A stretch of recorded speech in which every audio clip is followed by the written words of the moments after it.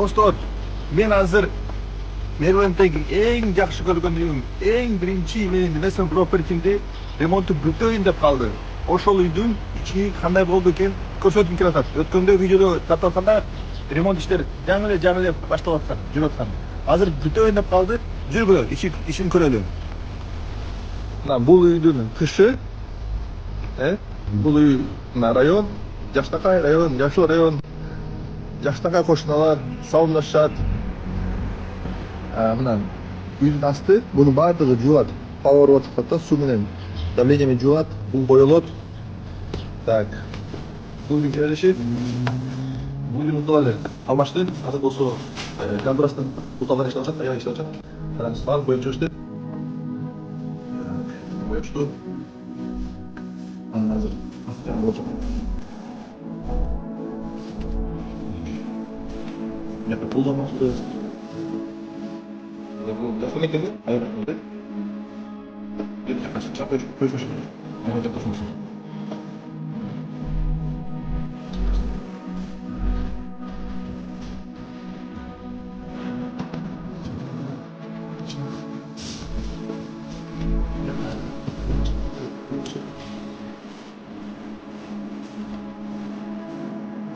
Ben de birlikte gördüm. Sen 8'de bunu konuşmuştuk. Olan bana destek yapıyor. Bana bunu dedi. Bana şaka bakar.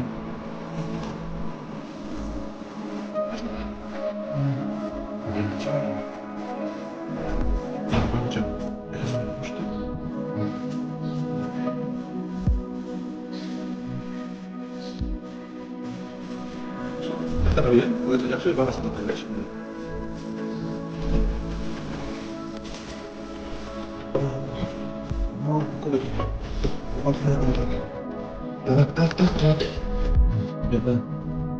Ne bakıyorsunuz?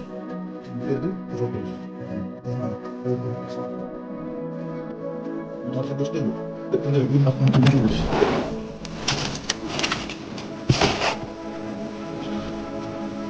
Şöyle göre. Bu demiyor. Ama balkonu boyadı. Esnaf boyadı. Ne yapalım?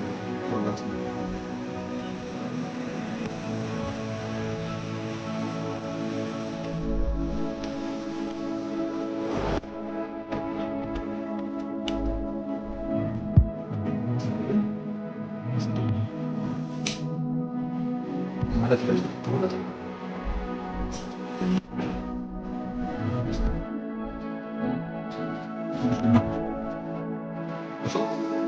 Şu da da. Ulan şimdi de kaldı. Böyle üç kule iş var. Hadi üç kule iş var. Satacağız. Satacağız. Burada. Var mı da? Bunlar cidden mi? Artık masada bir kızım çekmiş. Ben de kızım. Sana da dinliyorum. Hayır. Ben de bu. Nasıl yapacağız?